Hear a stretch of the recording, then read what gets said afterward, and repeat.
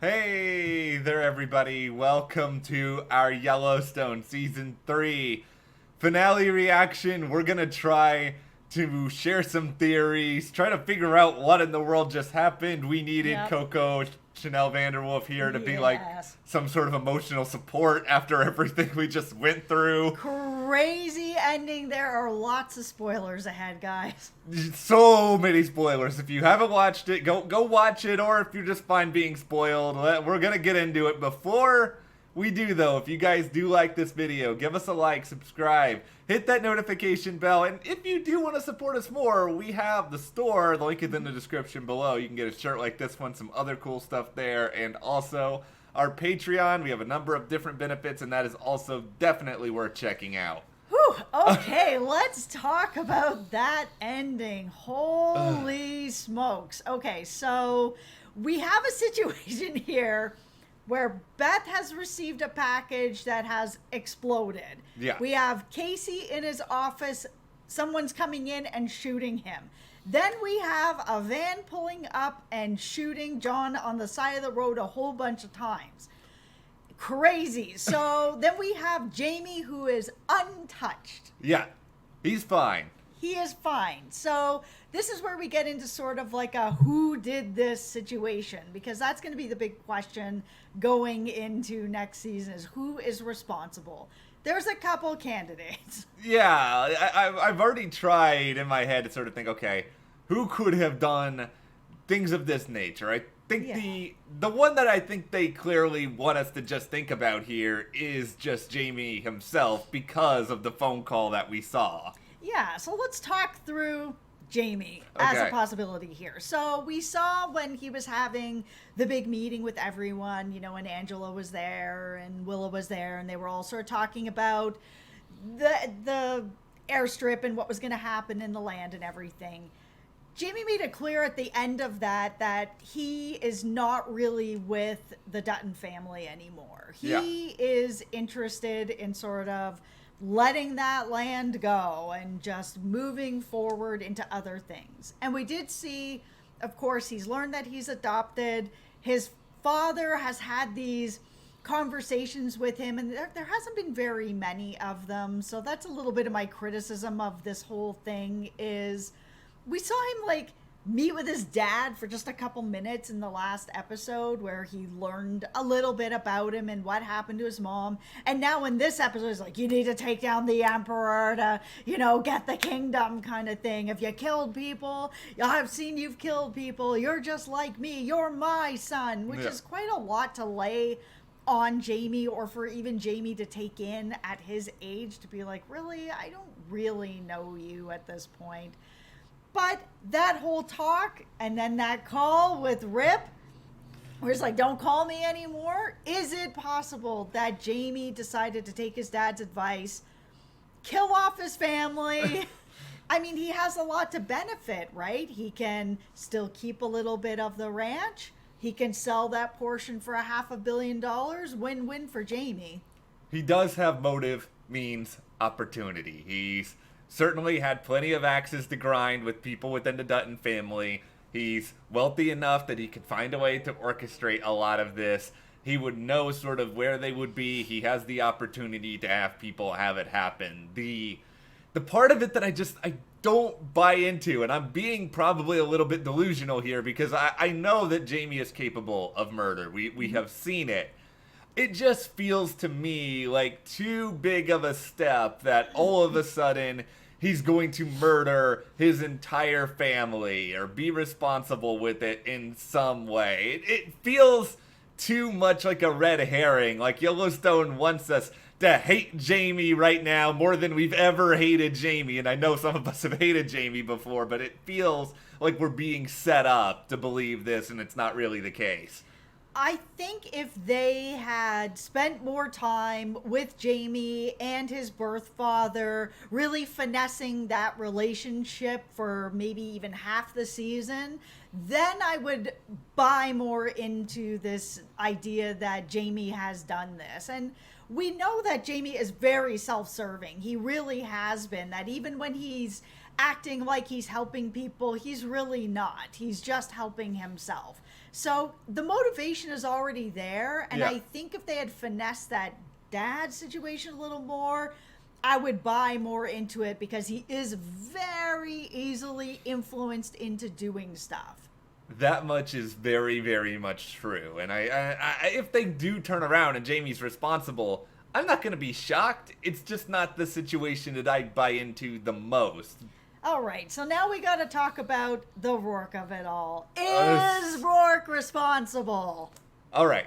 Clearly, he has the means. Like, let's get that part of it out of the way right now. This guy is just rolling Scrooge McDuck style in all sorts of money. Yeah. He knows enough about them that I think he could figure out where they would be, the opportunity, all of that. Does Rourke have the motive? Because yes, he wants this land. That is clear. But Rourke is so cocky with some of his own abilities that I just question, wouldn't Rourke just think that he could do this without having to murder all of them?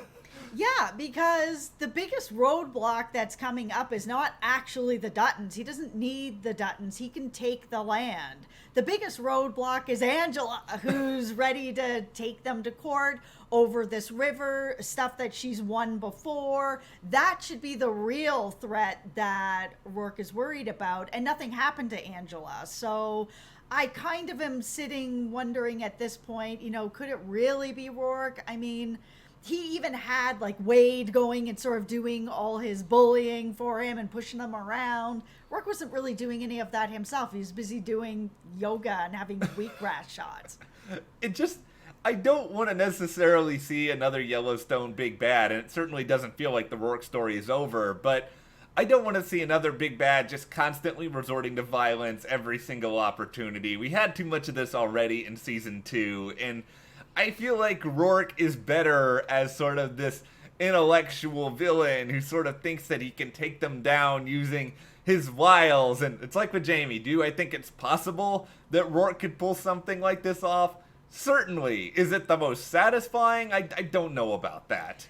No, and I mean, I also feel like if Rourke did something like this, that he would do it the way he did, which is where he hired a bunch of people to go and do the stuff for him.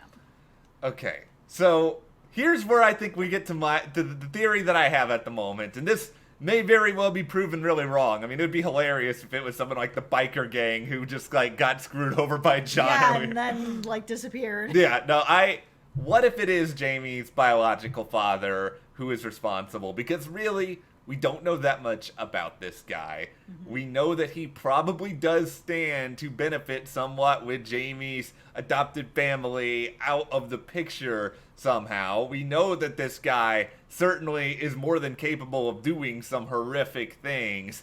And it could be something that he would try to do to finesse Jamie to get something out of it himself.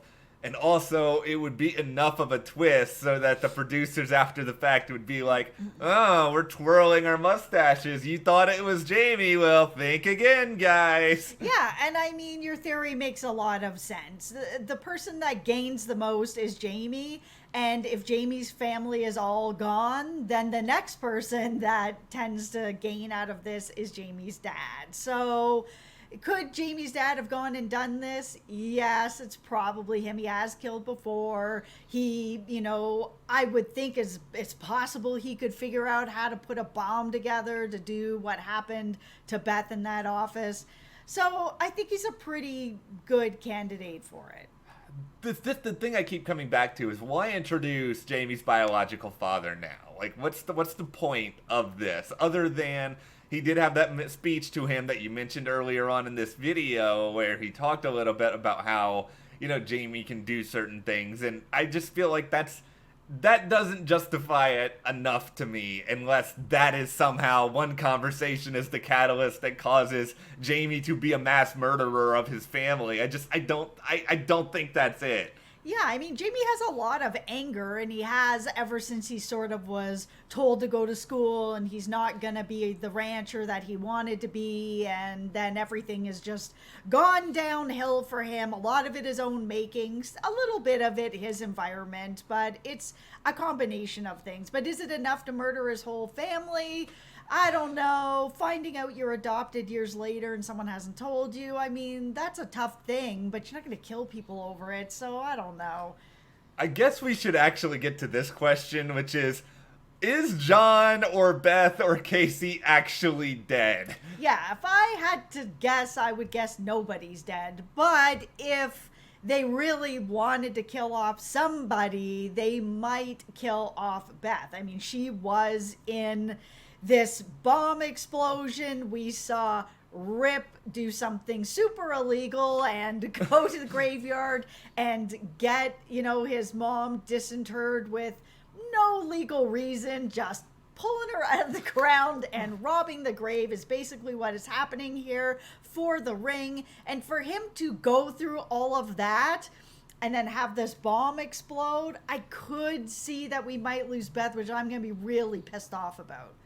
I would be so mad if we lost Beth in this way, and I just feel I want to believe that she's okay. Just we don't have a lot of permanent female characters on Yellowstone. I mean, I know we have the barrel racers and Teeter, but they're all kind of recent. I have to guess if we're losing someone, I'm gonna say it's Casey, and it's ironic because we didn't actually see Casey get shot or hurt in the way that we did John or presumably Beth with that explosion. But I just think if you take Casey out of the equation, you still have Monica, you still have Tate, you still have Beth. I think the show can move forward. I'll be definitely sad to lose him, but I think losing Beth or losing John seismically would change the show more than losing Casey, but that's just my opinion. It absolutely would, and they did kind of set that up as well, that it could possibly be Casey, because they did sort of have that talk about, oh, you could be,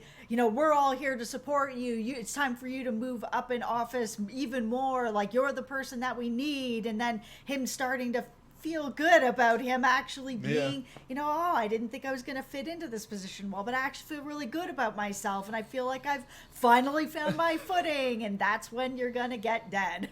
Let's make it clear they are not killing Kevin Costner, the star of the show. John Dutton is invincible. John Dutton will have secretly been revealed to be wearing like some sort of bulletproof vest or something after the fact. That cell phone with the bullet in it, that saved him. Yeah, there's some sort of like elaborate way that they're writing all this in, so he's gonna be A-okay. You don't have to worry about him. Yeah, I mean, there's not very many shows that do something like that. Spoiler alert for people that haven't watched Vikings. I'll give you a minute. Okay, they killed their main character, and they were able to go forward with the story being about his sons. Yeah. And they've been able to do that for a few years, and it's worked really well. But I don't think that they can go forward on Yellowstone and kill John and have the kids go forward without him.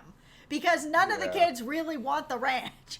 This is the best thing I can say. It's a great ending. It's a great ending because you're left wondering what's gonna happen. Not so much a great ending with that horse thing that I really couldn't even stomach watching. No, but this show doesn't always do like the big dramatic cliffhanger, so I was even just thinking they weren't gonna do that again this year, and then this happened. The biggest cliffhanger, whole Dutton family getting hurt. This is probably gonna be one of the biggest cliffhangers of the entire year, and it's like I feel bad because we could talk here about everything that's going on with Jimmy and the rodeo and all like the romantic stuff, but it's just like all of that just sort of like washes away because of the cliffhanger. And we don't even know what happened to Jimmy. He fell off that horse and there is nobody there, and he's just like laid out, like unconscious. Is he dead? Like, what is happening with Jimmy as well? And with nobody being around, that is not great. Also, what's going on with Colby? This guy just like went through a near-death experience of his own, and he's just kind of just like MIA. Yeah, they're MIA.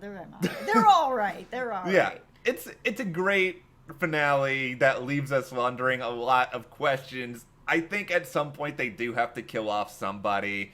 I don't want it to be anyone because I like all these people. No, I agree. I think there needs to be some skin in the game here, and it can't just be like John Dutton, who was just sprayed with bullets, and he's going to make it out of that, which is crazy because that doesn't feel like something anyone's going to make it out of. Like, he got shot multiple times, and I know that happens, but it's not that normal that you're then like gonna make it out. So if this family is gonna continue doing what they're doing, where people are taking rides to the train station and all these things, and people are always trying to kill them, eventually one of the main characters does need to get killed. Yeah, it needs for to me happen. to care, or like put more care into be like, oh, I'm really worried about them. You know, am I gonna be worried about them if they all survive? That's gonna kind of be like, okay, well, Yeah. great. Well, we at least know there's a season 4. It's happening. Work's already being done on it. This season went by so fast. The show is really good. That is the mark of a great show, where it just gone. And it's over. It's only 10 episodes. It feels like 5 or 6, but we're here with you guys in disbelief. We want your theories. Who is responsible for all of this? Is it Rourke? Is it Jamie? Is it Jamie's father? Is it some rando? Let us know all of your thoughts in the comments. And if you guys do like this discussion, give us a like, subscribe, support us further. Check those links to the store, to our Patreon, and we'll see you here next time.